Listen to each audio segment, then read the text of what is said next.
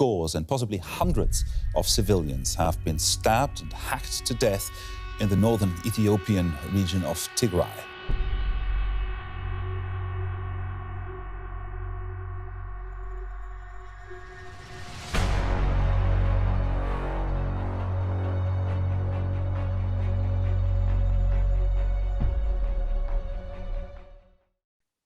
Dr. Riga, I would like to start with you. If you can please introduce yourself, and then we'll just start our discussion from there.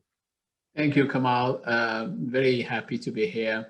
I am Dr. Irgao. I am a surgeon. My specialty is weight loss surgery or bariatric surgery. And as you correctly said, I am on duty, on call today. I'm covering 2 emergency rooms. So hopefully there will not be any emergency that interrupts this brief conversation today. But I'm really delighted that people are tuning in to talk about this extremely important issue. And obviously, I thank you, Kamal, for organizing this. Thank you, Dr. So the issue we have is, it is extremely important. Now, I do want to actually just give a little bit background for myself. I have no reason to be in this video, or in fact, to conduct this video. I have no gain, no benefit from it. I'm just doing this because it's the right thing to do. And of course, I'm doing it because I know that very well for the last 20 years. And I understand the issues, real picture from the region of Tigray. And I believe we all have to raise our voices when we see these types of actions that is outlaw. And we are business people. I'm a businessman. He's a physician. We have no reason to spend a Sunday afternoon to discuss something like this if it wasn't important. So it is important for all of us, and I want this to be the increasing the awareness of what's happening around the world for us. Sometimes, when issues are closer to us, our voice is a little bit more louder versus if it's not in sight, then we don't actually maybe do much. And at least from my point, if we can, whatever contribution we have, this is our contribution. And I think our first video got a lot of good feedback, good reaction, and I'm hoping that we can make this available for more people and more people can understand the issue. Now, Dr. Guy, you are in this session and the last session as well. Your perspective of the issue is extremely important. And in case someone who's watching us right now, if they didn't watch the first one, if you can tell us a little bit about you and your story, what happened to you for 30 years, I believe now, just to bring us back to today from the time that you had this similar experience that we had in the region of Tigray.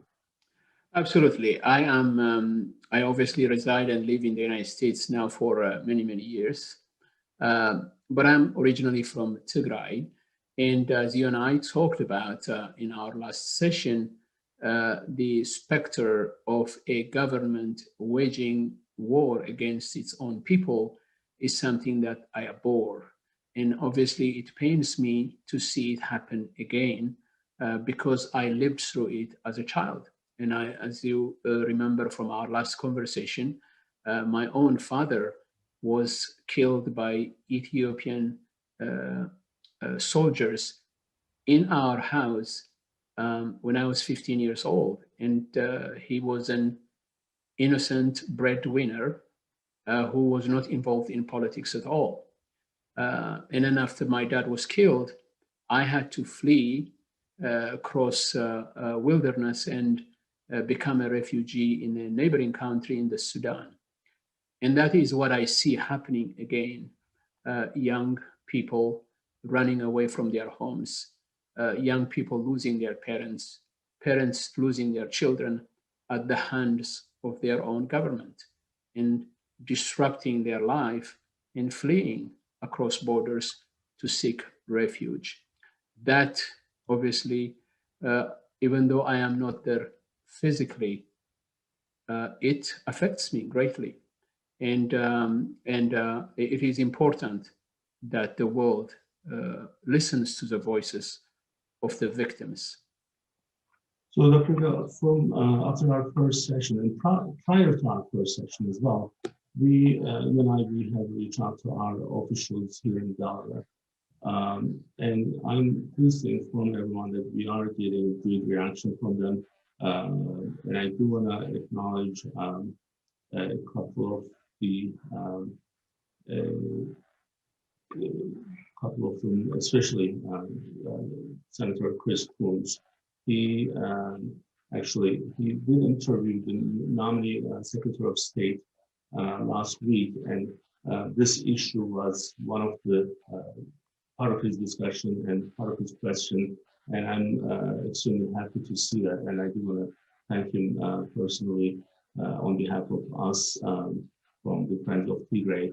And we also reach out to Tom Carper, and just so that people understand, this is not something that we just made up. So this is a real issue, and in Tom Carper's email to us, you can actually see the acknowledgement of the issue, and this is actually, these numbers did increase after this email was maybe sent, or maybe from the time that he knew what these numbers were. So that's where we are right now, and then I do want to thank both of them, and I'm hoping that we'll stay in communication, in touch with them, and then we'll see more support from those. Now, Dr. Guy, I was going to ask you, from our point, what do we expect from them to do? If this is a different country, they're the senators of this state, why are we reaching out to them? So, when I heard Senator Coons speak at the hearing for the confirmation for the Secretary of State, for the incoming Secretary of State, and he actually talked about the crisis, the tragedy, the humanitarian situation of the people of Tigray.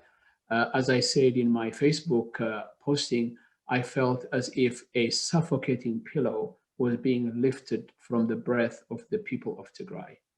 And I saw a lifeline. I saw somebody that has a power of doing something, is actually acknowledging that there is suffering. Because the people of Tigray, I feel right now, are under siege, completely isolated, and a brutal war is being fought against them in total darkness. When we hear the world starting to talk about it, we feel hope. And what I'm hoping is that the United States, that has always been a champion of human rights around the world, would also intervene by bringing this issue in the United Nations, by actually holding the people in power in Ethiopia and in Eritrea accountable for the victimization of civilians in thousands within Tigray.